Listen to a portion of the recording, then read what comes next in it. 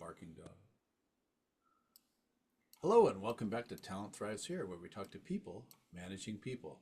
Our special guest today is Tiffany Toombs. Tiffany started her career in kinesiology, moving into athletic therapy. She worked for many years as a personal trainer, coach, before pivoting into more entrepreneurial pursuits. Much of her work in recent years has been working with neuro-linguistic programming and matrix therapies for people looking to make significant changes in their mindset and in their lives. She works with individuals and companies to promote leadership skills, communication skills, and to excel both at work and in life. Tiffany's a trainer, she's a keynote speaker, and an executive coach. Tiffany, welcome to the show today. We're glad to have you here. Thanks so much for having me. I'm excited to be here. Yeah, great. Tiffany, I want to jump in on something, I think a topic that's impacting a lot of people right now, specifically sort of, we were COVID and the post-COVID, and the economy in some areas has gone up and down like a yo-yo, and a lot of people are displaced from their jobs, or they're having to pivot and look for new work. And something I've noticed is that if they've been in a position for a long time or in an industry for a long time, they can't really assess what has happened. They're kind of in shock, like it's disbelief. No, it'll turn around any day now. I'm just going to keep applying for things. And while that might be true in a regular economy where things are firing up and down and things are going well, in some sectors, the work's not coming back. And so I'm curious from your perspective, if you had somebody like that talking to you, what would some of your coaching points be for somebody like that?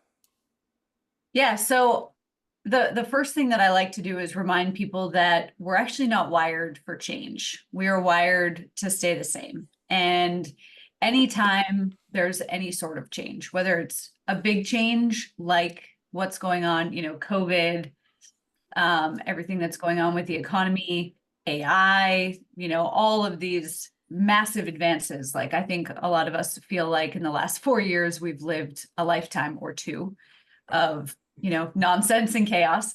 We're not wired for that. And so, whether it's big change like that, or even like a small change, like moving house or, shifting roles, that triggers our stress response. And if we don't have the tools to navigate that, then we can get stuck in this place of believing or continuing to tell ourselves like things will change when realistically we know that they're not going to. And it's because when our stress response is triggered, we move into our emotional brain. And so our emotional brain is that fear-based.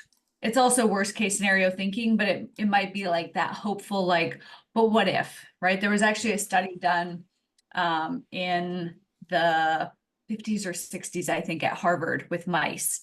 And they put mice into this vase of water. And they wanted to see, it's kind of a horrific study, but they wanted to see how long the mouse would tread water for before it drowned, right? Probably wouldn't fly these days with ethics sports, but it was about 15 minutes that this mouse would tread water. Yeah. And then what they did in the second round of the study was they would put the mouse in the vase of water, have him tread water for about 13 or 14 minutes. And just before that 15-minute mark, just before the mouse gave up and drowned, they would pluck the mouse out, dry it off, give it a couple minutes rest, and then they would put it back in the vase of water and see how long it could tread water for the second time around. And the results were astounding because the second time around, the mouse tread water for 60 hours, 60. Wow. Right? So it's on hope. Yeah, just on hope. And so wow. When we've had experiences where maybe you've been in a situation like an economic downturn like 2008, right? Yeah. Where, things were tough for a little while, but then they came back. Yep. Or even the beginning of COVID where things were tough, but then the government had programs to support people, right? With stimulus checks and things like that. It has taught people that there's this hope. And so they hold on for the hope, but they don't realize that at the 61st hour or 60 hours and 1 minute, that hope's going to disappear. And so what I like to do is equip people with the tools to get out of the stress response, because in stress response, we're focused on the here and now. We're focused on instant gratification. How do I survive this moment? So we don't necessarily care about down the track. We don't care about the delayed gratification or the long-term planning. And we certainly can't access our logic and our reason or our creativity. So we can't look at, okay, well, times are changing with the advent of AI and all of these other things happening, work from home, all of these things. So how can I use the tools that I have to help an industry that's struggling, that's maybe completely different to what is the norm, but how can I create a job for myself? I think I saw a stat when Chat GPT first came out that like it was something like by the year 2030, 75% of the jobs that people are working then don't currently exist. And so the people who are willing to be the disruptors or the pioneers are the ones who are going to profit and thrive the most.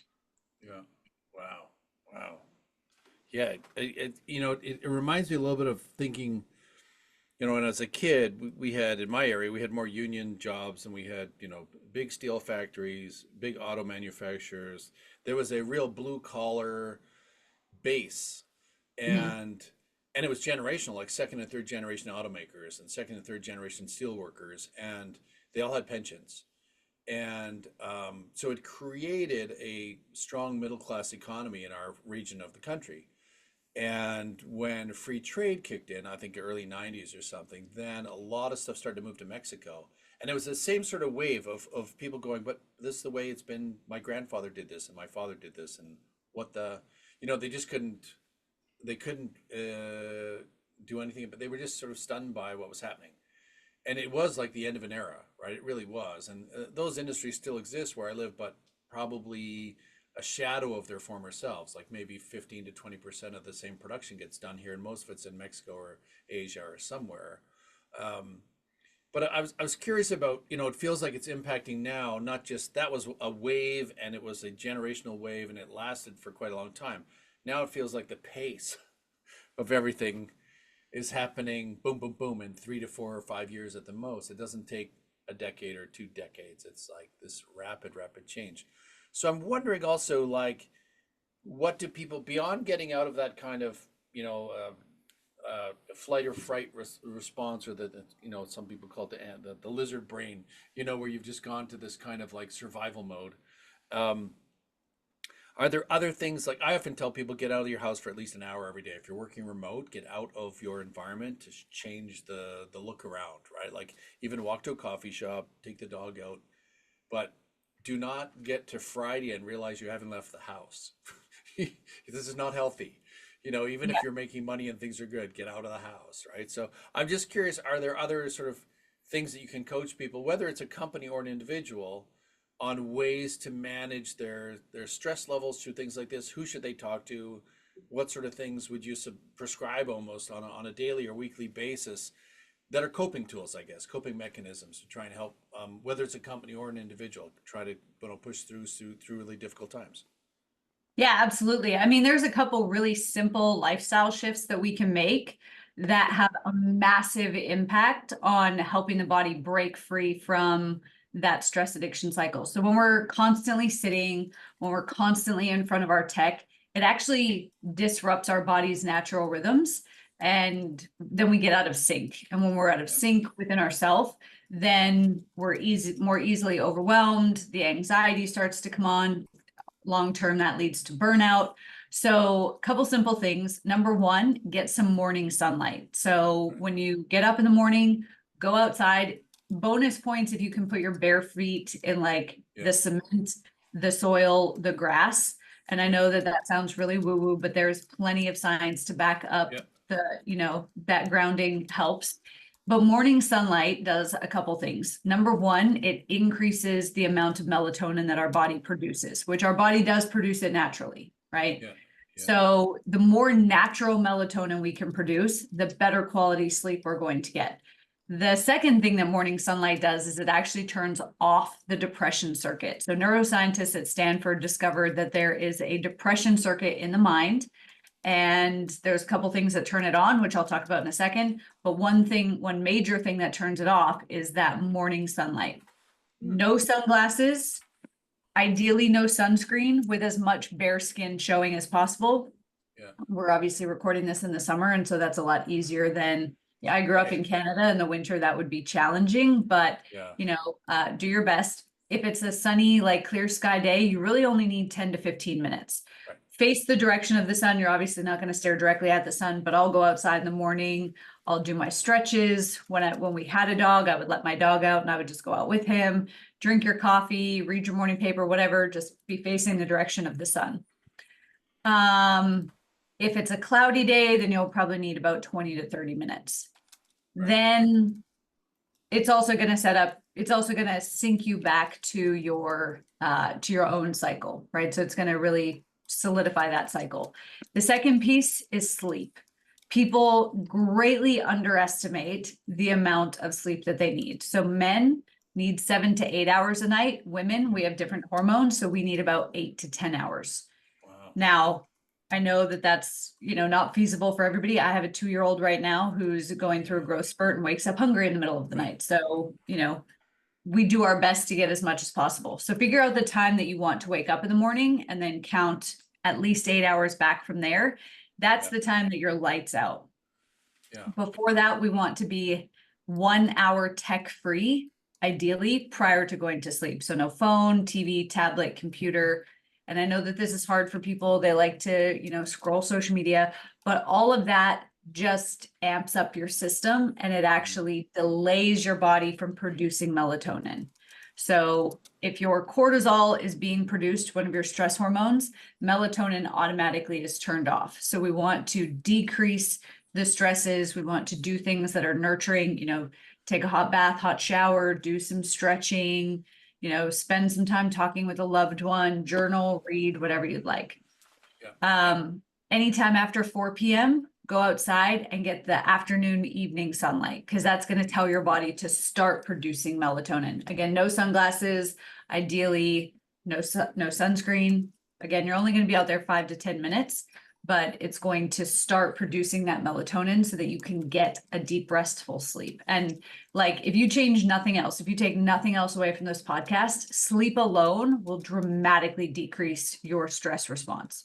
It'll dramatically decrease your the levels of stress that you feel.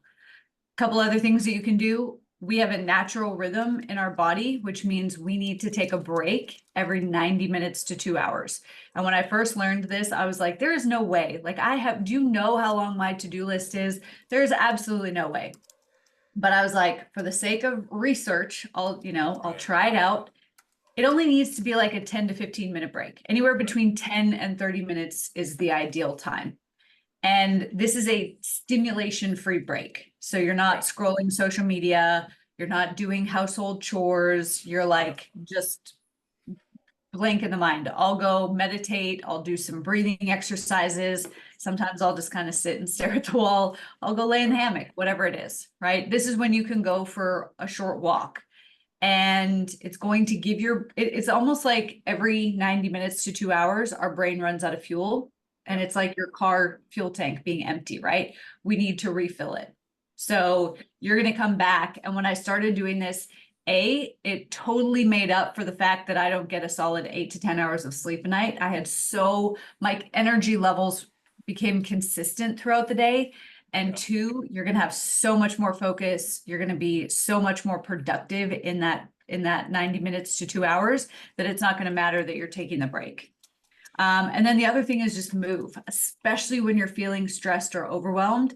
Move your body because that turns off the emotional part of the brain so that you're not in this spiral of negative emotions and worst case scenarios and what would happen if, right? So give yourself that ability to get out of that state. Just move your body forward. It doesn't matter if you're walking up and down your driveway or if you're going for a walk around a park. That forward movement's going to turn off the emotional part of the brain. Right. Right. Excellent. Excellent. It made me think while you were talking about, I was in HR for a long time and I still am really, but as an HR director, we would study productivity and engagement. And I remember there was an area just outside the building for smokers, right? And they would go out several times a day and have a cigarette. And other people that didn't, not everyone, but some people were like, hey, there's like 15 minutes lost productivity. I'm like, yeah, but they're not on their phone. you know, I understand they're having a cigarette, but there was a mental break. It was a stress break for a lot of them. I Yeah. need a cigarette. I need to get out of here. I need to. But so I sort of like, well, if we were to do any metrics on this, they're probably coming back a little bit more charged because now they've gotten away from all the computers. And so it was just I'd love to see some studies on that one day, but it was just a funny ripple. People don't smoke as much as they used to, but it was a deal. And I remember one of my bosses was a smoker, and he would go out 2 or 3 times a day, and he would use it as thinking time. You could see he wasn't sitting around chewing the fat. He was, I got to get to that. But it was a little bit of a wait time. My other trick was, and I'm curious about your take on this. When people eat food, sometimes there's that, joke and joke, the food coma, right? Where you get a sugar spike or something happens in your blood chemistry, and then all of a sudden there's a crash on the other side. And for me, it was around 2:30 every day. Was kind of that zone where I'm like, I've got a brain fog, and I really need a nap. And so I would close my door. Luckily, I had an office. I'd close my door, lock the door, and I would set my phone for 15 minutes. And I would just close my eyes. Normally, I'd wake up far before the 15 minutes. I'd make up at 10, but it was like rebooting my computer. And I was like, okay, now I can go till 7 o'clock. Like I needed that reset. I really needed just to close my eyes and have like a tiny power nap. And like I said, I would wake up before the alarm, but it was like I needed to give myself a safe, quiet space where I could just turn the computer off and back on again. So, but I go back to the food thing. Is it a challenge to the day? Like, should people be monitoring what they're eating so that their energy level is, able to function properly through a workday? Yeah. So, I mean, firstly, what you drink is going to be hugely important as well, right? If you are even 1% dehydrated, that's going to have massive impacts on your focus and your recall and everything like that. So, I typically tell my clients aim for about 100 ounces of water, not with coffee, not with tea, like just straight water a day.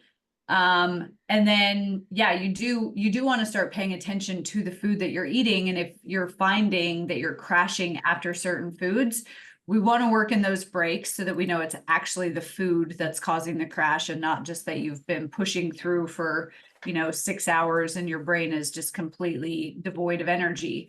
But we want to choose foods that are going to support our focus. So about 5 weeks ago now, I started doing the carnivore diet, which is an animal-based diet, right? So you're only eating animal products, no fruits, no vegetables, nothing like that.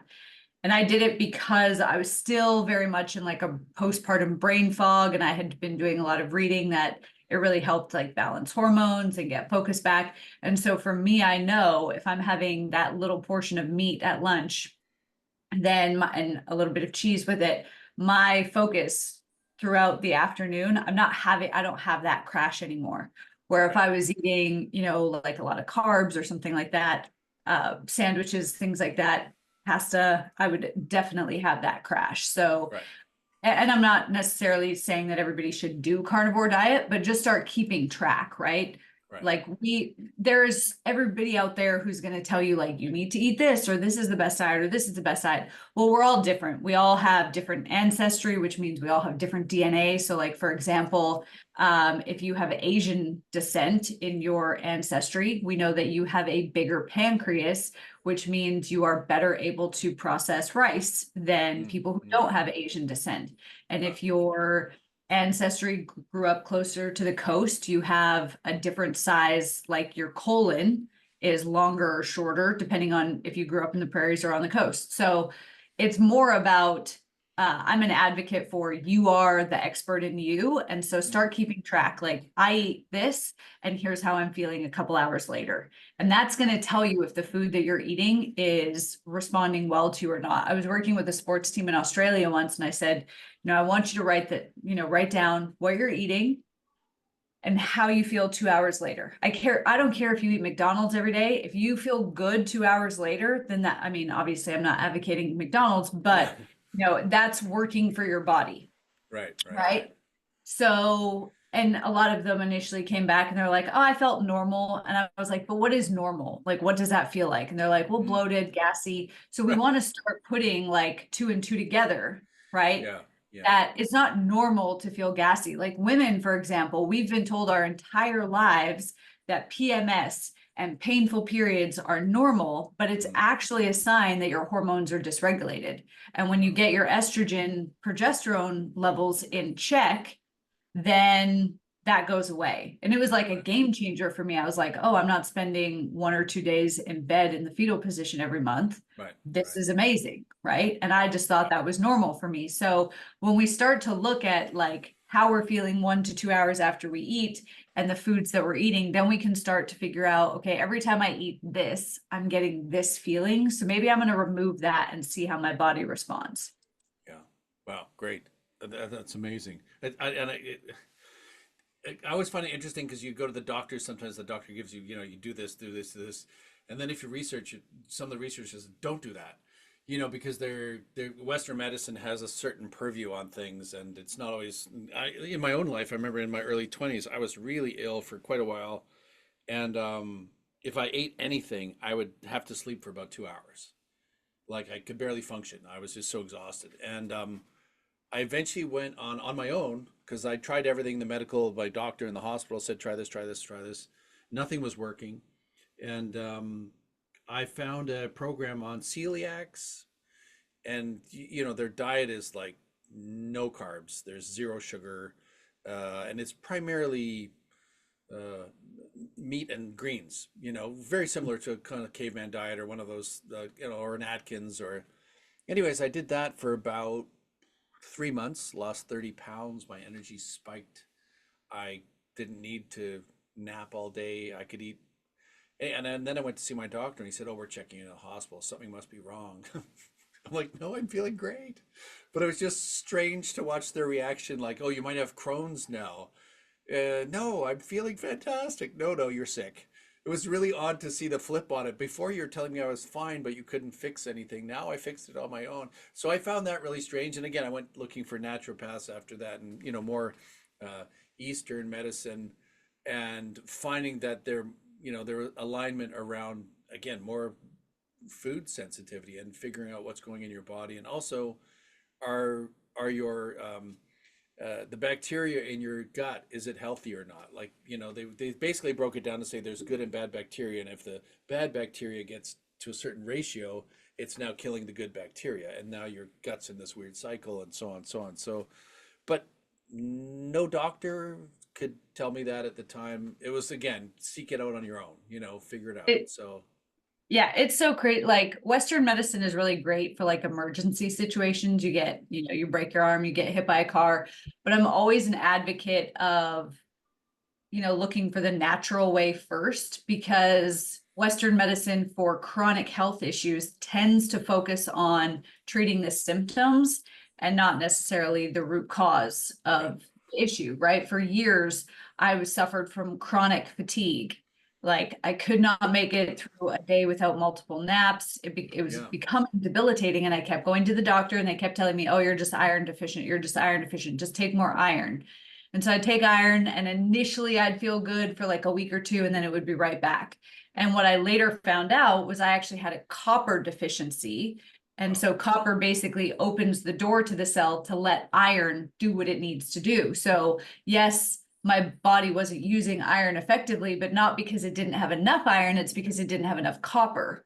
Right. Right. And so when I'm working with anybody, whether I'm working with a team or whether I'm working with an individual, we also always look at gut health, because your good gut bacteria produces 95% of your serotonin, which is the feel good hormone in the body, right? Most antidepressants and anti-anxieties target serotonin to keep it around the brain synapses longer, when you might not be producing enough because your gut is unbalanced. My husband was on anti-anxieties for a long time, and he was like, "I'm so numbed out, like I want to come off of this."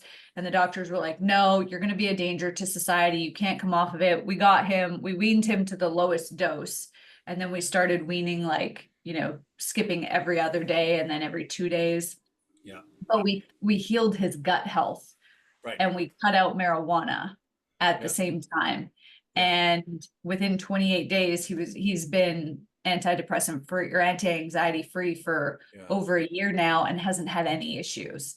And so when we treat the root cause, whether it's the root cause of stress, which is, emotional baggage, trauma, gut health, all of these things, then we tend to naturally come back to a good state where we are able to live up to our potential, where we're able to be creative and navigate, the changes that the world throws at us.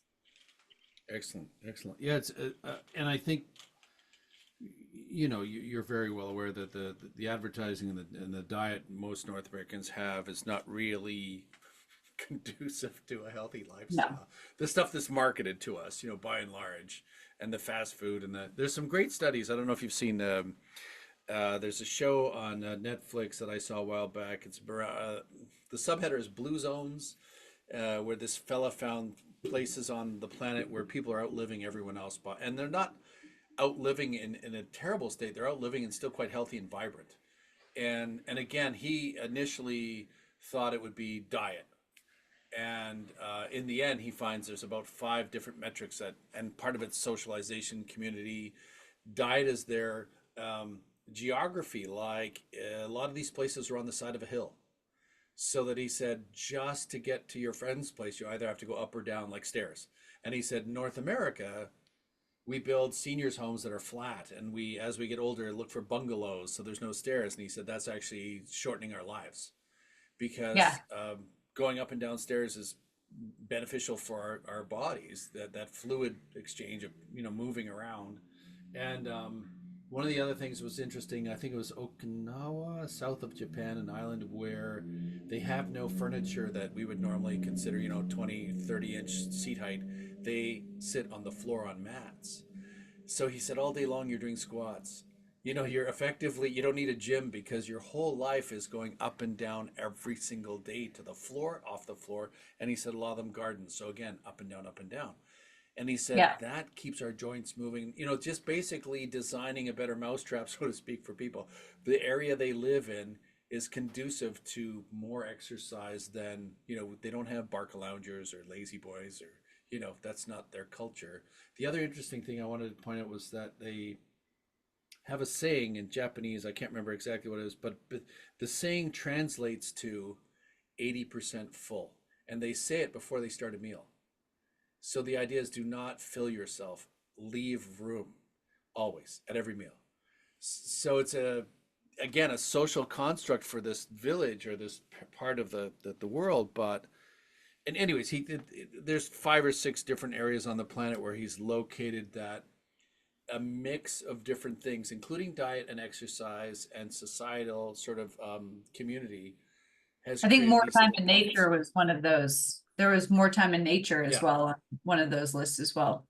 Yeah, yeah. Exercise is definitely a get out, get around stuff, and even there's a place I go hiking with some friends not far from our place. That's 2 or 3 hours in the woods. And years ago, people were wearing hiking shoes or running shoes, and now I am seeing a lot of barefoot.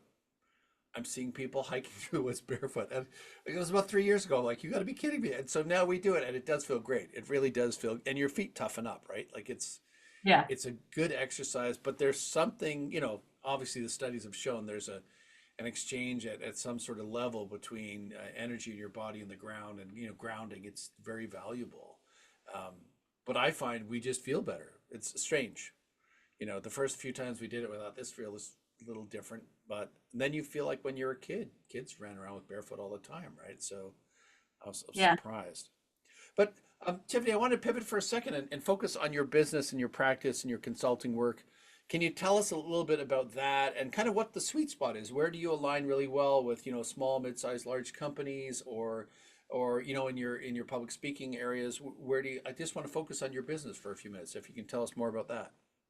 Yeah, so we predominantly focus on coming into businesses and companies and helping the employees become more engaged, more productive, and happier by breaking the cycle of stress, anxiety, and overwhelm. Those are really, and burnout. Those are really the key focuses, is giving people the tools to release what's not serving them, the limiting beliefs, having an understanding of how their mind works so that when they're communicating with themselves and with others, they're programming in positive things as opposed to what most people program in, which is negative things. We look at creating self-leadership, so creating employees that are self-led and therefore easier to manage because they have that innate desire to go and do their best work, which also creates an environment of psychological safety, which we know is where people thrive and then they become innovative, right? So we help both individuals and medium to large size businesses create that culture of being able to manage stress, having positive lifestyle habits that then filter on to more productive, more engaged, happier, better culture, which leads to better customer service and better profits. Great. Excellent. And if people want to find you, LinkedIn or where else, if they want to connect with you and chat about these things? I am on every single social media platform. So if you look for me, you'll find me. And if you send me a message, you'll get an answer. Excellent. Great. Well, I want to thank you so much for joining us today. I really appreciate it. I think it's a great chat. I hope our listeners got some takeaways as well, because I think there's a lot of valuable nuggets in there. So thank you so much. And hopefully we get to see you at some point down the road. Thank you so much for having me. All right. Take care. Bye for now.